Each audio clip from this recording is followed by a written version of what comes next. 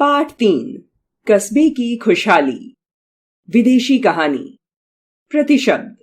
यदि आप दूसरों की मदद कर सकते हैं तो अवश्य कीजिए। यदि नहीं कर सकते हैं तो कम से कम उन्हें नुकसान नहीं पहुंचाइए।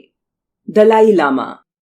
जापान के टोक्यो शहर के निकट एक कस्बा अपनी खुशहाली के लिए प्रसिद्ध था।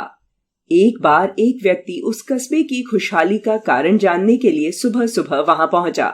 कस्बे में घुसते ही उसे कॉफी शॉप दिखाई दी। उसने मन ही मन सोचा कि मैं यहाँ बैठकर चुपचाप लोगों को देखता हूँ, और वह धीरे धीरे आगे बढ़ते हुए शॉप के अंदर लगी एक कुर्सी पर जाकर बैठ गया।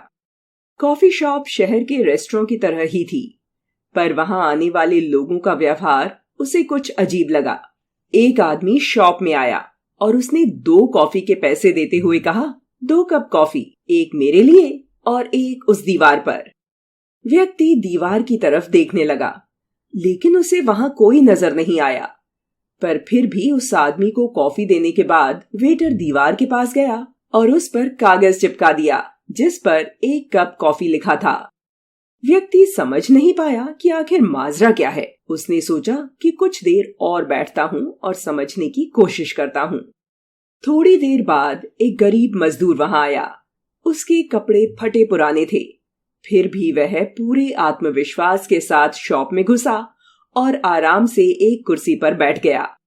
व्यक्ति सोच रहा था कि एक मजदूर के लिए कॉफी पर इतने पैसे बर्बाद करना कोई समझदारी नहीं है। तभी वेटर मजदूर के पास ऑर्डर लेने पहुंचा। सर, आपका ऑर्डर प्लीज, वेटर बोला। दीवार से 1 कप कॉफी, मजदूर ने जवाब दिया। वेटर ने मजदूर से बिना पैसे लिए 1 कप कॉफी दी और दीवार पर लगे ढेर सारे कागज के टुकड़ों में से 1 कप कॉफी लिखा हुआ एक टुकड़ा निकालकर कूड़ेदान में फेंक दिया। व्यक्ति को अब सारी बात समझ आ गई थी। कस्बे के लोगों का जरूरतमंदों के प्रति यह रवैया देखकर वह भाव विभोर हो गया।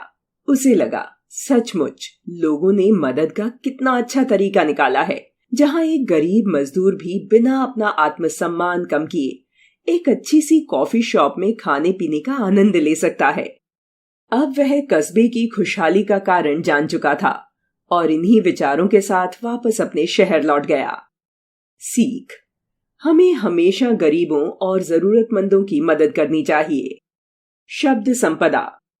खुशहाली, समृद्धि, भाव विभोर, भावुक, भावना में खोया हुआ, प्रसिद्ध, लोकप्रिय, रवैया, आचरण, व्यवहार, चाल चलन, माजरा, मामला।